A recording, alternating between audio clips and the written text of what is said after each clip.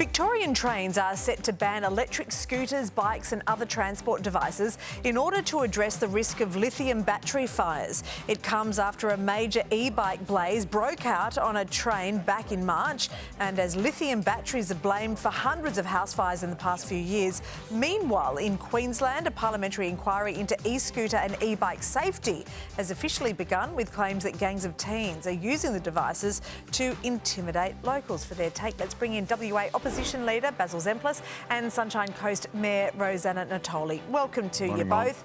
Good morning. So, Baz, whether it's dangerous batteries or teens using the devices dangerously, do you think we've got an e-vehicle problem?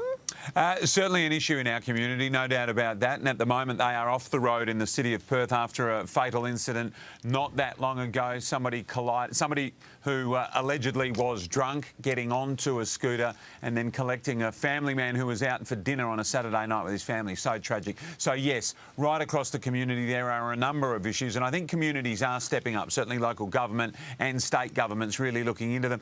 Those pictures of the lithium fire on the train in March in Victoria, horrific.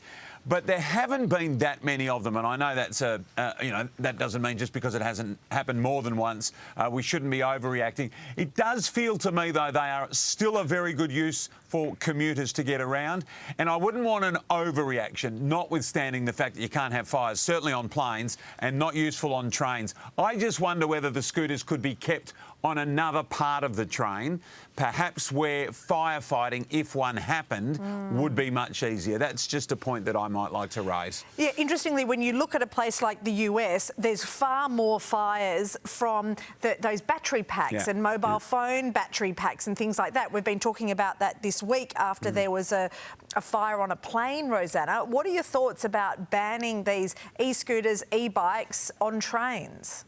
Well, I know that we have a lot of issue in it's a conflict between people riding them and people walking, for example. That's a really big conflict for us. But the problem is the people doing the wrong thing.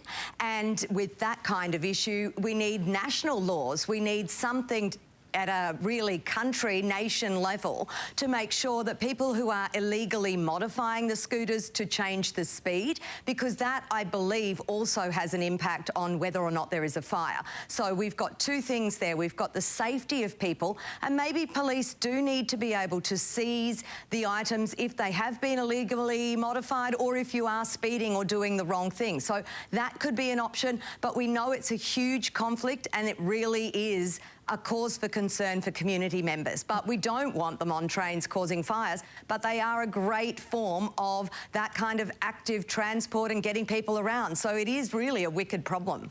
Yeah, something that has worked to slow things down in our area with the teens. The police are pulling the teens over a lot more on e-bikes in particular, and just sort of giving them a warning. That seems to be working if you are pulled over. OK, let's move on now. Anthony Albanese is staying true to one of his election promises, introducing legislation today to place a 2-year freeze on beer taxes to help curb the cost of living. But there's one snag: only beer coming off tap will benefit from the freeze, so bottled beer and all other alcohol drinks will keep rising in price. Baz, the cost of this, about $95 million over 4 years, is that a good use? Well, what I would say is there's two things politicians love doing in an election campaign: kissing babies and getting behind the bar and pouring a beer. Yeah. And it feels as though that's exactly what this pre-election announcement was all about, just to give the Prime Minister the opportunity to do exactly what we just saw him do: go behind the bar, pour the beer, serve the beer up and be like a good Aussie bloke, and with it the announcement to go with it. If it was fair dinkum, it would be on all beer, of course, but it's only on tap beer. And therefore, of course, drinkers will go, well, that's better than nothing. But most people probably not drinking their beer in pubs behind the bar from a tap. Most of them are probably getting it in bottle shops and pre-packaged, etc., etc. So it's a halfway measure, I reckon. But it got the Prime Minister the pictures he was looking for, that's for sure. It's not quite the same, is it, when you just, get a twist top and pull it off or open a can.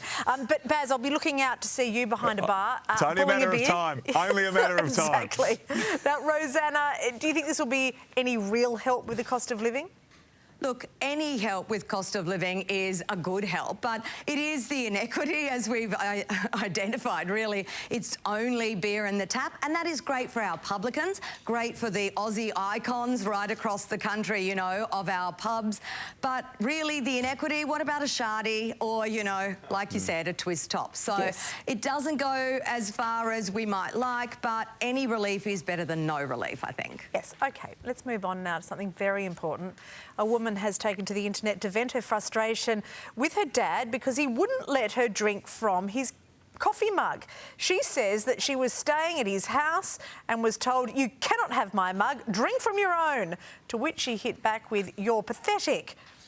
This seems to be really going nuts with the comments on this. People are vitriolic about it, saying things like, "No, this is a very normal thing. We definitely never give them our mug to guests, our special mug, making this about the mug when it's really about you not liking your dad."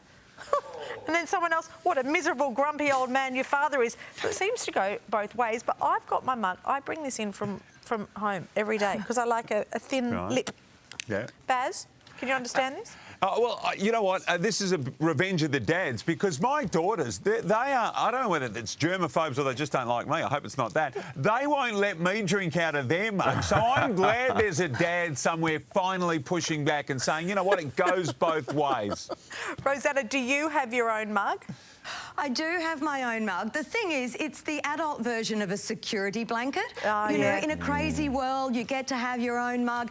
But I'm going to go out on a limb here and say this was not about the mug. It was really about a relationship issue, I'm just saying, because otherwise, you know, it is a little bit extreme, I think. Yes, there's others that have said that as well, but somebody else has written in and said, "Where I work, we all have our own mugs. It's close to war being declared if someone drinks out of someone else's mug." Oh, yeah, you don't want to be accidentally drinking out of someone else's mug, that is for sure. Not the thin lip mug, that's for sure, mine. Exactly. I'm a very petty woman. Thank you very much, Baz and See you Rosanna. guys.